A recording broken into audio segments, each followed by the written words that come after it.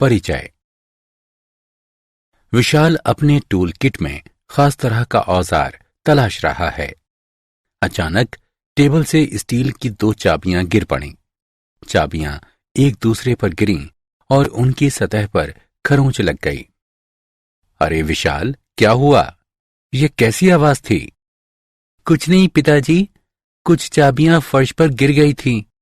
अच्छा बेटा। पिताजी, क्या मैं आपसे कुछ पूछ सकता हूं? बिल्कुल बेटा।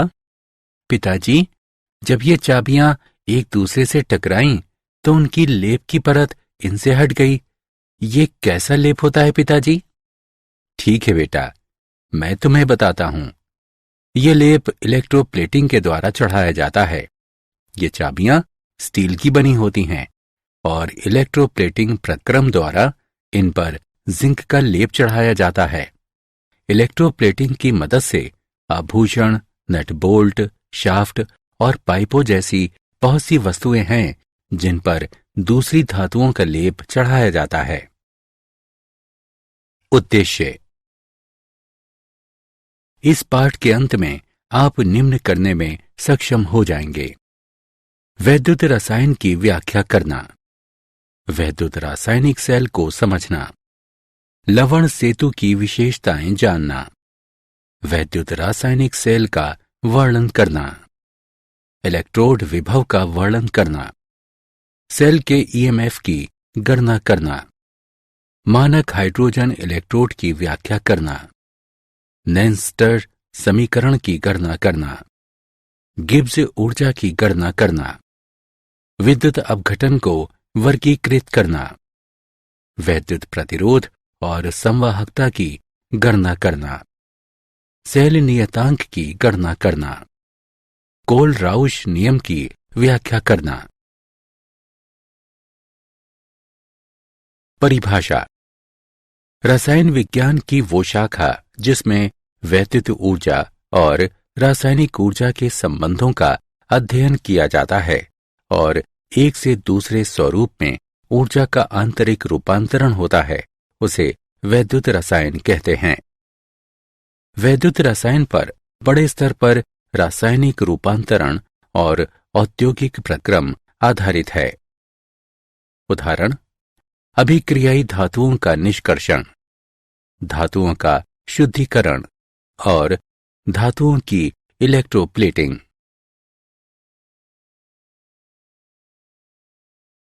वैद्युत रासायनिक सेल एक युक्ति जो रासायनिक ऊर्जा को विद्युत ऊर्जा में परिवर्तित करती है, वो वैद्युत रासायनिक सेल अथवा गैल्वेनी सेल अथवा वोल्टीय सेल कहलाती है। किसी वैद्युत रासायनिक सेल में प्रत्यक्ष तरीके से स्वतः प्रवर्तित अभिक्रिया होती है और स्वतः प्रवर्तित रासायनिक प्रक्रम के दौरान विद्युत ऊर्जा के रूप में मुक्त ऊर्जा में कमी लाती है। संरचना। जिंक की एक छड़ी को ZnSO4 के विलयन में और कॉपर की एक छड़ी को CuSO4 के विलयन में डुबोया जाता है और इसके लिए 2 अलग अलग बीकर लिए जाते हैं। जिंक और कॉपर की छड़ियां इलेक्ट्रोड की तरह काम करती हैं और उन्हें एक वोल्ट मीटर के माध्यम से संयोजक तार से जोड़ दिया जाता है। दोनों वैद्युत अपघटनी विलयन को लवण सेतु से जोड़ दिया जाता है। ये कांच की उल्टी यू आकार की नली होती है जो कुछ विद्युत अपघटन का गर्म सांद्र विलयन होता है। वैद्युत रासायनिक सेल की क्रिया। ऑक्सीकरण। विलयन में जिंक की छड़ी का भार कम हो जाता है और जिंक ठोस विलयन में चला जाता है। धातु जिंक के जलीय घोल में इस प्रकार विघटित नहीं होता है, अतः ये Zn की घात 2 आयन में रूपांतरित हो जाता है। जिंक का जिंक आयन में ऑक्सीकरण होता है। न्यूनीकरण। कॉपर ठोस की फिल्म कॉपर छड़ पर निक्षेपित हो जाती है। इसका अर्थ यह हुआ कि विलयन में वर्तमान Cu2 आयन कॉपर ठोस में रूपांतरित हो जाता है। Cu2 आयन का कॉपर ठोस में न्यूनीकरण होता है। जिस परिपाटी में विद्युत अपघटन पर ऑक्सीकरण की क्रिया होती है वो एनोड कहलाता है, और जब इलेक्ट्रोड पर न्यूनीकरण होता है तब वो कैथोड कहलाता है। इस वैद्युत रासायनिक सेल में जिंक छड़ एनोड और कॉपर छड़ कैथोड है। विद्युत रासायनिक सेल में अवलोकन। वोल्टमीटर 1.10 वोल्ट के पठन के साथ विचलन प्रदर्शित करता है, जो संकेत देता है कि दो इलेक्ट्रोडों और परमाणु रहित धारा के विभवांतर हैं और कॉपर से जिंक छड़ की दिशा में परिपथ पूरा करता है। कुछ समय बाद कॉपर की एक फिल्म कॉपर छड़ पर निक्षेपित हो जाती है। पता चलता है कि जिंक छड़ की वजन में कमी हो गई है। लवण सेतु की विशेषताएं। लवण सेतु परिपथ पूरा होने पर धारा का प्रवाह करता है। ये आयन के प्रवाह को अनुमति देता है, लेकिन विलयन के प्रवाह को अनुमति नहीं देता। लवण सेतु वैद्युत अपघट्य विलयन की वैद्युत तटस्थता पुनर्स्थापित करता है। लवण सेतु में विद्युत अपघटन का ऋणायन धनाग्र विलयन से गुजरता है और लवण सेतु में विद्युत अपघटन का धनायन ऋणाग्र विलयन से होकर विद्युत स्थिरता का अनुरक्षण करता है। इस प्रकार लवण सेतु आवेशों के संचयन से बचाता है और परिपथ में धारा के प्रवाह का अनुरक्षण करता है।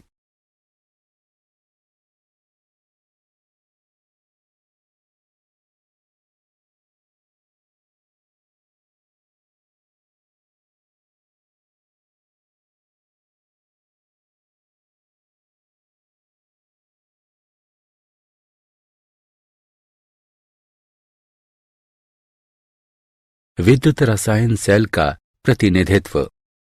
किसी गैल्वेनोमीटर सेल पर विद्युत रसायन सेल को निम्न ढंग से प्रस्तुत किया जा सकता है।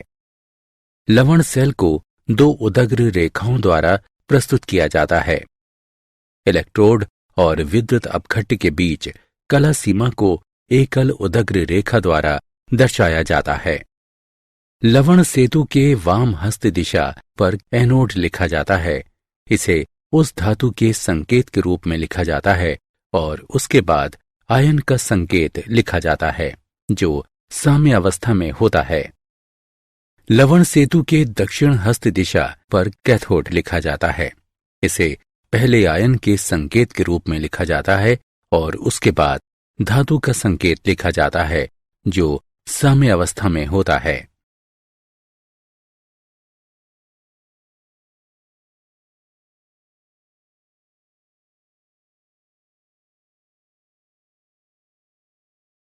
इलेक्ट्रोड विभव।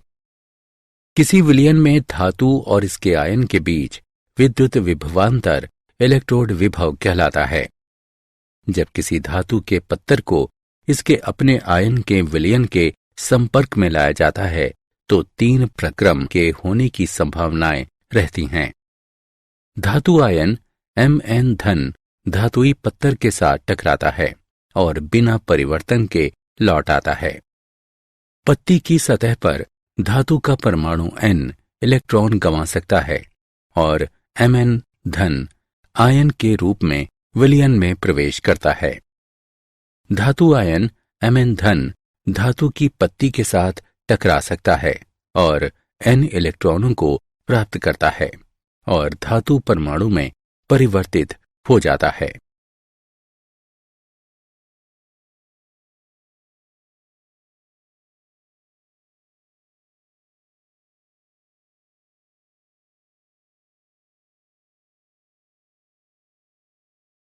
सेल का ईएमएफ। कोई गैल्वेनी सेल दो अर्ध सेलों से मिलकर बना होता है और इन सेलों में विभिन्न विभव के इलेक्ट्रोड होते हैं। इलेक्ट्रोडों के विभव के अंतर को विद्युत प्रवाहन बल के रूप में जाना जाता है। सेल के ईएमएफ की गणना करने के स्टेप निम्न हैं। एनोड और कैथोड के न्यूनीकरण विभव को प्राप्त करें। दोनों न्यूनीकरण विभवों का संयोजन करें। सेल का ईएमएफ बराबर कैथोड का न्यूनीकरण विभव घटा एनोड का न्यूनीकरण विभव।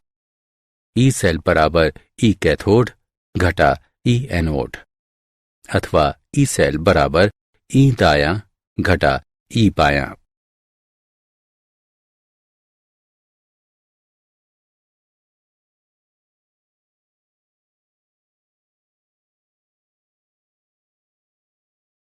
हाइड्रोजन इलेक्ट्रोड का मानक SHE। इस पर प्लेटिनम ब्लैक के साथ प्लेटिनम इलेक्ट्रोड की परत चढ़ी रहती है। प्लेटिनम इलेक्ट्रोड 1m सांद्रण के H धन आयन के घोल में डूबा रहता है। एक परमाणु के दबाव में शुद्ध हाइड्रोजन गैस से 298 केल्विन ताप पर बुलबुला कराया जाता है। प्लेटिनम इलेक्ट्रोड निष्क्रिय रहता है। आधी अभिक्रिया इसकी सतह पर होती है और जिसके द्वारा इलेक्ट्रॉन का आवागमन होता रहता है। हाइड्रोजन इलेक्ट्रोड एनोड अथवा कैथोड की तरह काम करता है, जो दूसरे इलेक्ट्रोड पर निर्भर करता है जिससे वो जुड़ा होता है।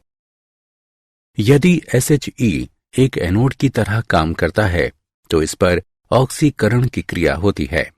एनोड अर्ध सेल को प्रदर्शित करता है। यदि SHE एक कैथोड की तरह काम करता है तो इस पर न्यूनीकरण की क्रिया होती है। कैथोड अर्ध सेल को प्रदर्शित करता है। मानक हाइड्रोजन इलेक्ट्रोड का इलेक्ट्रोड विभव 0 की तरह लिया जाता है।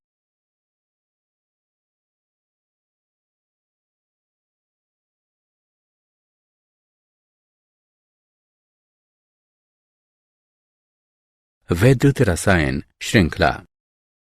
हाइड्रोजन इलेक्ट्रोड का मानक इलेक्ट्रोड विभव 0 रखकर इलेक्ट्रोड की बड़ी संख्या के मानक इलेक्ट्रोड विभव का निर्धारण किया जाता है। जब विभिन्न प्रकार के इलेक्ट्रोडों को बढ़ते अथवा घटते क्रम में सजाया जाता है तो उनके मानक इलेक्ट्रोड विभव का मान एक श्रृंखला में प्राप्त करते हैं, जिसे वैद्युत रसायन श्रृंखला कहा जाता है।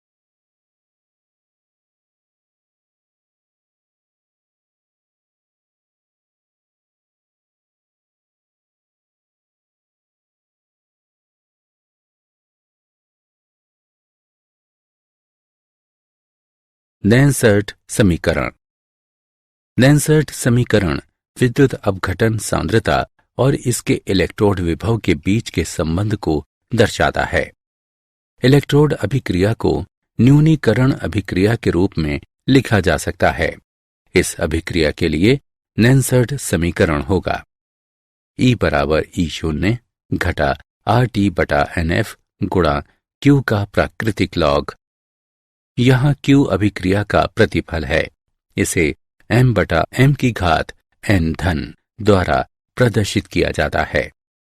लेकिन उपयुक्त समीकरण में Q का मान रखने से हम पाते हैं E बराबर E0 घटा 2.303 RT बटा NF गुणा m बटा m की घात n धन, जहां E बराबर दिए हुए विद्युत अपघटन की सांद्रता के अंतर्गत इलेक्ट्रोड विभव, E0 बराबर मानक इलेक्ट्रोड विभव, n बराबर अभिक्रिया में शामिल इलेक्ट्रॉनों की संख्या, T बराबर केल्विन स्केल पर तापमान, F बराबर 1 फैराडे, R बराबर गैस नियतांक। 298 केल्विन पर ऊपर के समीकरण में R, T और F का मान रखने पर हम पाते हैं E बराबर E0 घटा 0.0591 बटा n गुणा m बटा m की घात n धन। शुद्ध ठोस और तरल के लिए इकाई के रूप में मोलर सांद्रता को लिया गया है। अब ऊपर का समीकरण हो जाता है E बराबर E0 घटा 0.0591 बटा n गुणा लॉग 1 बटा m की घात n धन।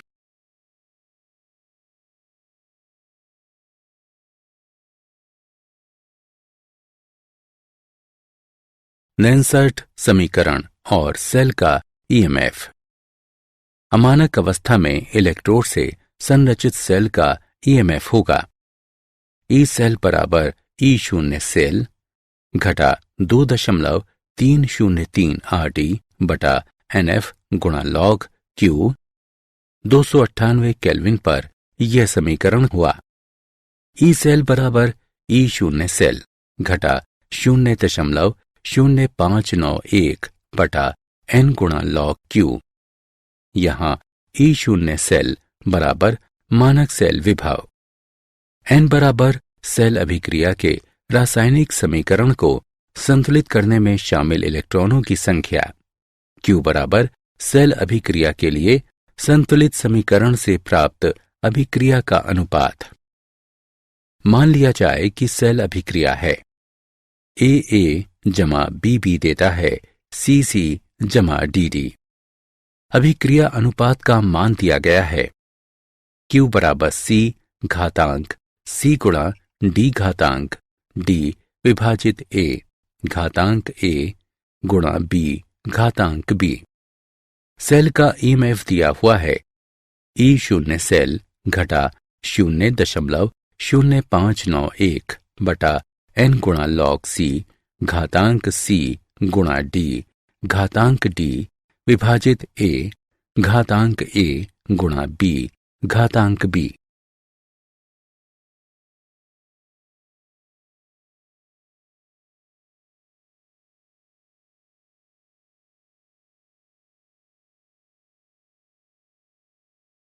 नेंसर्ड समीकरण और साम्य स्थिरांक। एनोड और कैथोड का विभवांतर जब तक रहता है वैद्युत रासायनिक सेल काम करता है। जब सेल काम करता है और इसकी अभिक्रिया होती रहती है, कैथोड पर विद्युत अपघटन की सांद्रता घटती है, कारण कि इलेक्ट्रोड पर आयनों का जमा हो जाना, और उसी दौरान एनोड पर विद्युत अपघटन की सांद्रता में वृद्धि होती है, कारण विलयन में धातु का अपघटन होना। परिणाम स्वरूप समय बीतने के साथ कैथोड का इलेक्ट्रोड विभव घटता है और एनोड का बढ़ता है। मूलभूत रूप से एनोड पर विद्युत अपघटन और कैथोड पर विद्युत अपघटन की सांद्रता का कुछ अनुपात पर इलेक्ट्रोड के विभव का मान समान रहता है, इसलिए सेल का विभव शून्य हो जाता है। इस स्थिति में वैद्युत रासायनिक सेल काम करना बंद कर देता है और ये सेल की साम्यता की स्थिति होती है। सेल का मानक ईएमएफ जानने के लिए सेल अभिक्रिया के लिए साम्य स्थिरांक को इस प्रकार प्राप्त किया जा सकता है। वैद्युत रासायनिक सेल और गिब्स ऊर्जा। गैल्वेनी सेल द्वारा किया हुआ उत्क्रमणीय कार्य गिब्स ऊर्जा में कमी के बराबर होता है। यदि सेल का ईएमएफ E है और NF उससे होकर गुजरने वाला आवेश है और डेल्टा RG अभिक्रिया की गिब्स ऊर्जा है, तो दिया हुआ है डेल्टा RG बराबर घटा NF E सेल। यदि सभी अभिकर्मी वर्गों की सांद्रता समान है तो E सेल बराबर E शून्य सेल, डेल्टा RG बराबर घटा NF E शून्य सेल। E शून्य सेल के मान की गणना करने पर हमें डेल्टा RG शून्य अभिक्रिया की मानक गिब्स ऊर्जा का मान प्राप्त होता है। अभिक्रिया की मानक गिब्स ऊर्जा और साम्य स्थिरांक निम्न समीकरण से संबंधित है। डेल्टा RG शून्य बराबर घटा RT प्राकृतिक लॉग के।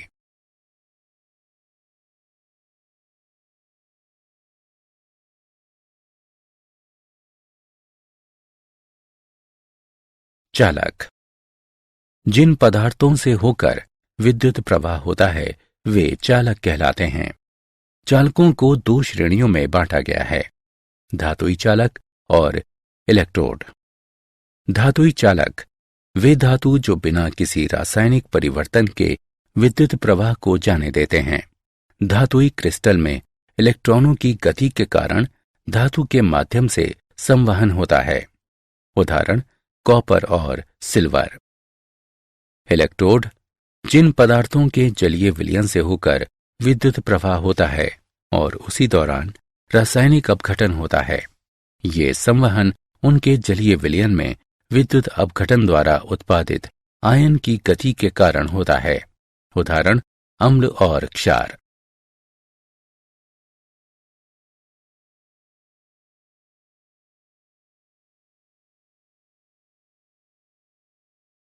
विद्युत अपघट्य का वर्गीकरण।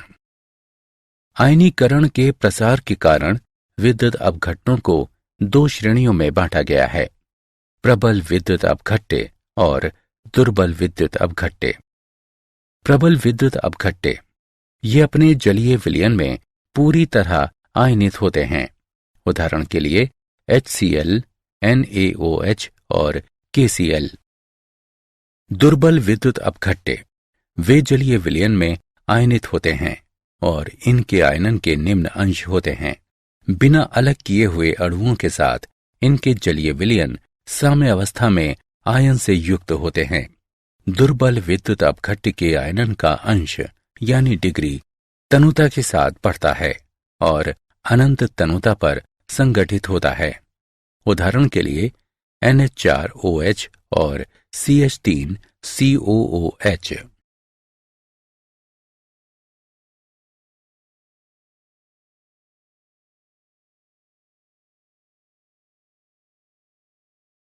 विद्युत अपघटनी संवहन को प्रभावित करने वाले चालक।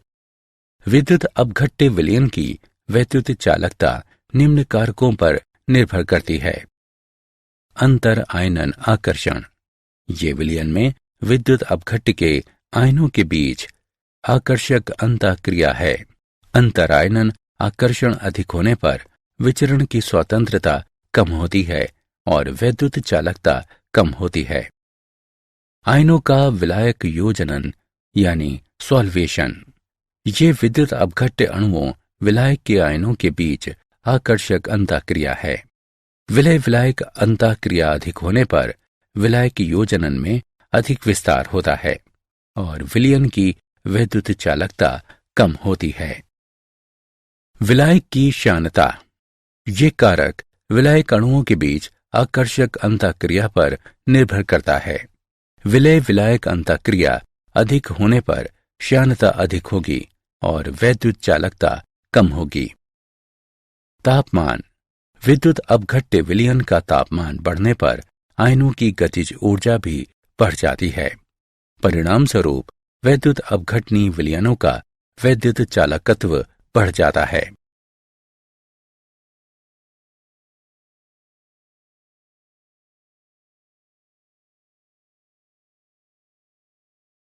वैद्युत प्रतिरोध।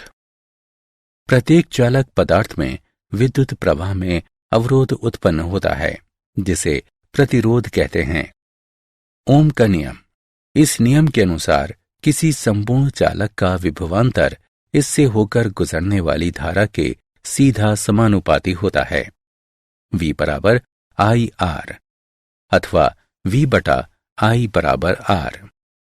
चालक से होकर प्रवाहित होने वाली धारा के विभवांतर का अनुपात अचर रहता है और ये चालक का प्रतिरोध कहलाता है। इसकी इकाई ओम है। प्रतिरोधकता। 1 सेंटीमीटर लंबाई के चालक के साथ 1 वर्ग सेंटीमीटर के अनुप्रस्थ काट के क्षेत्रफल द्वारा उत्पन्न प्रतिरोध के रूप में इसकी व्याख्या की जाती है। किसी चालक का प्रतिरोध उस चालक की लंबाई का सीधा समानुपाती और उसके अनुप्रस्थ काट के क्षेत्रफल का व्युत्क्रमानुपाती होता है। R बराबर रो L विभाजित A, जहां रो विशिष्ट प्रतिरोध अथवा प्रतिरोधकता के रूप में जाना जाता है।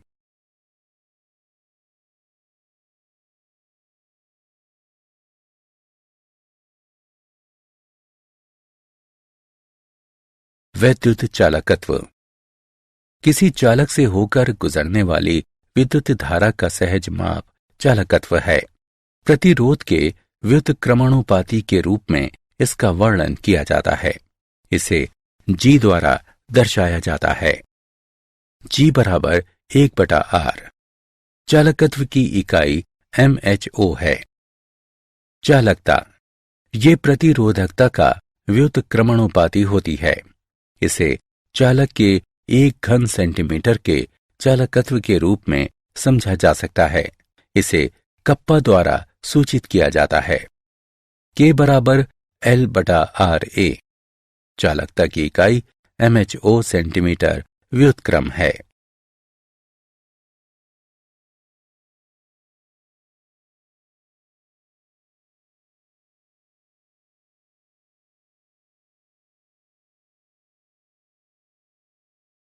वैद्युत अपघट्य विलयन की मोलर चालकता।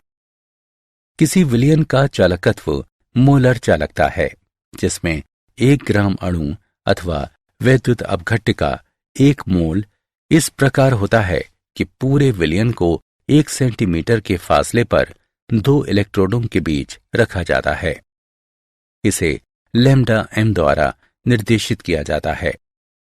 किसी विलयन के 20 सेंटीमीटर घन के लिए 1 मोल वैद्युत अपघट्य विलयन को 1 सेंटीमीटर फासले पर 2 बड़े इलेक्ट्रोडों के बीच रखा जाता है। इस तरह चालकता और मोलर चालकता के बीच के संबंध को इस प्रकार दर्शाया जा सकता है। लैम्डा m बराबर कप्पा और आयतन का गुणनफल। मोलर चालकता के उदाहरण। व्यास 1 सेंटीमीटर, लंबाई 50 सेंटीमीटर के किसी स्तंभ का वैद्युत प्रतिरोध 0.05 मोल प्रति लीटर NaOH विलयन में 5.5 गुणा 10 पर घातांक 3 ओम है, तो प्रतिरोधकता, चालकता और मोलर चालकता ज्ञात करें। अब हम हल करते हैं। यहां दिए हुए मान हैं R बराबर 5.5 गुणा 10 घातांक 3 ओम, C बराबर 0.05 मोल प्रति लीटर, R बराबर 0.5 सेंटीमीटर, L बराबर 50 सेंटीमीटर। हम जानते हैं कि क्षेत्रफल बराबर पाई R वर्ग। मान रखने पर हम पाते हैं क्षेत्र बराबर 0.785 वर्ग सेंटीमीटर।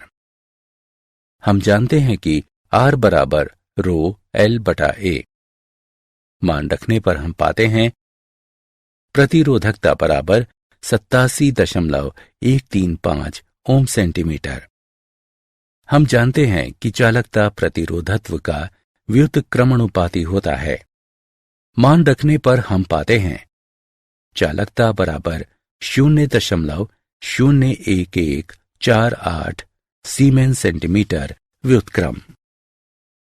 हम जानते हैं कि मोलर चालकता बराबर कप्पा गुणा 1000 विभाजित C। मान रखने पर हम पाते हैं मोलर चालकता बराबर 229.6 सीमेन वर्ग सेंटीमीटर मोल व्युत्क्रम।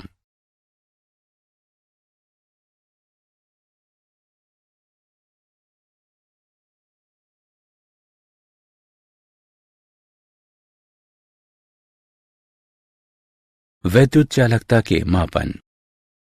वैद्युत अपघटनी विलयन का प्रतिरोध व्हीटस्टोन ब्रिज पद्धति से मापा जाता है। वैद्युत अपघट्य विलयन युक्त चालकता सेल के एक सिरे को व्हीटस्टोन ब्रिज से जोड़ा जाता है। इसमें 1500 से 3000 चक्रीय आवृत्ति परास की प्रत्यावर्ती विद्युत धारा प्रवाहित की जाती है।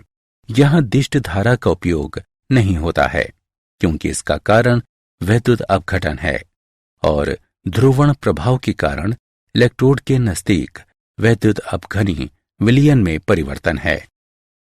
प्रतिरोध R1, R3 और R4 को इस प्रकार व्यवस्थित किया जाता है कि एक रिक्त बिंदु प्राप्त होता है। रिक्त बिंदु को संसूचक P द्वारा निर्देशित किया जाता है।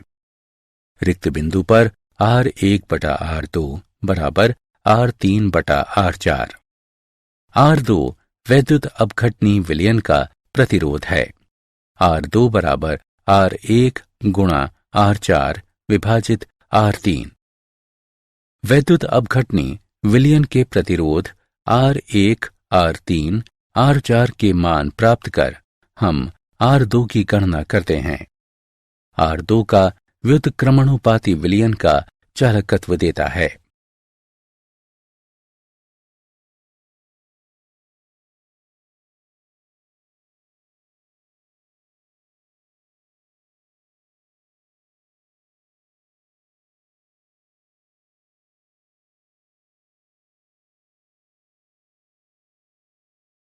सेल नियतांक।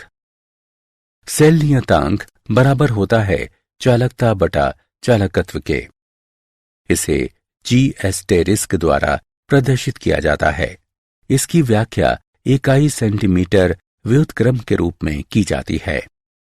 जिस मानक विलयन की चालकता ज्ञात होती है, चालकत्व के माप द्वारा उसके सेल नियतांक का मान प्राप्त करना आसान हो जाता है। इस उद्देश्य के लिए केसीएल के मानक सेल का उपयोग होता है। विभिन्न सांद्रता और तापमानों में जिसकी चालकता ज्ञात होती है। सेल नियतांक बराबर 0.0128886 बटा x। एक बार सेल नियतांक ज्ञात हो जाने पर वैद्युत अपघटनी विलयन के चालकत्व अथवा प्रतिरोध से चालकता की गणना की जा सकती है।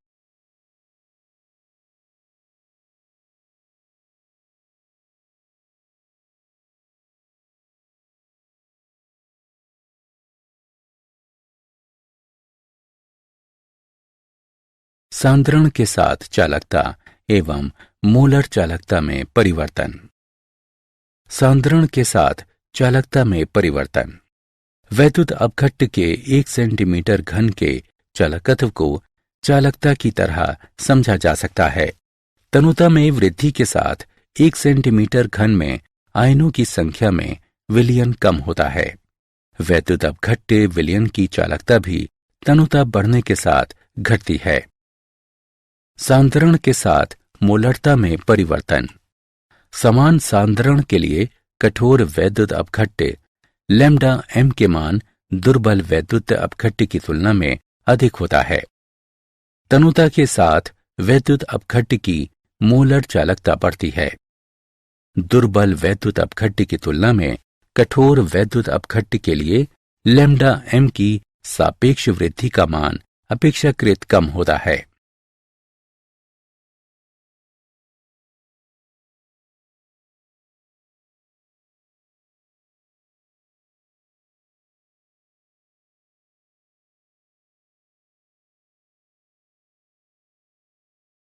सांद्रण के साथ मोलर चालकता की ग्राफीय प्रस्तुति।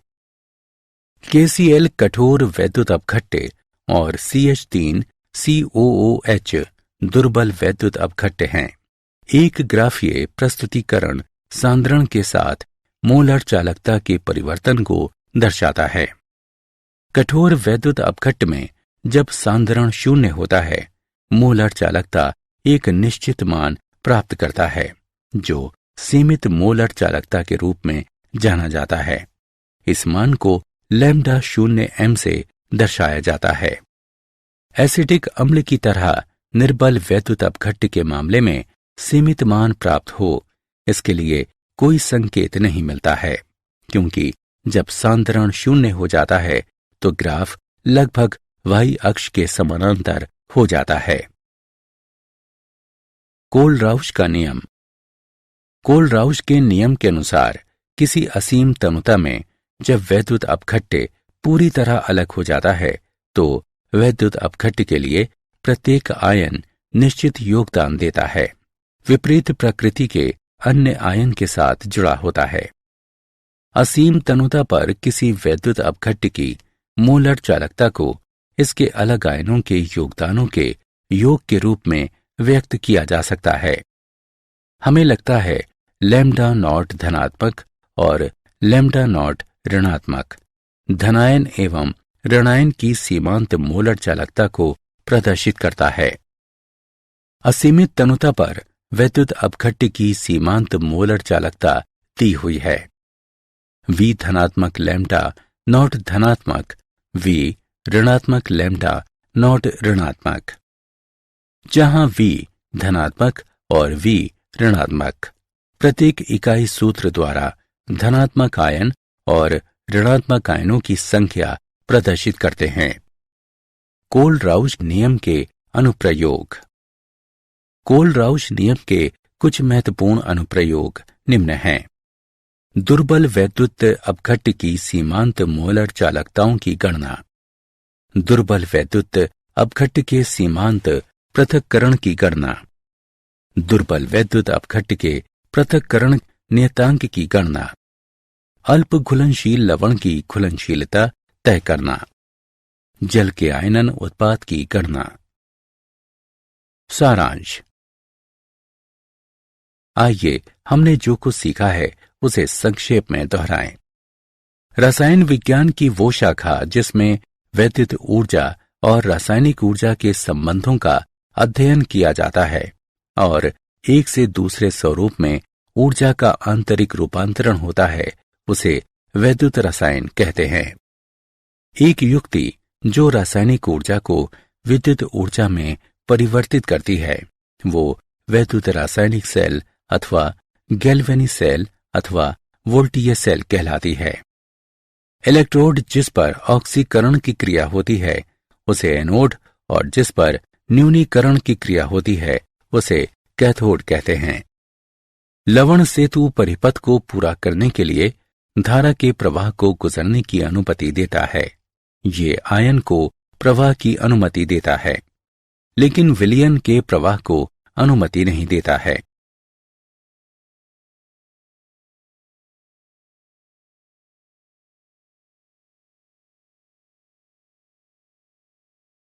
किसी विलयन में धातु और इसके आयनों के बीच वैद्युत विभवांतर को स्थापित करने को इलेक्ट्रोड विभव कहते हैं।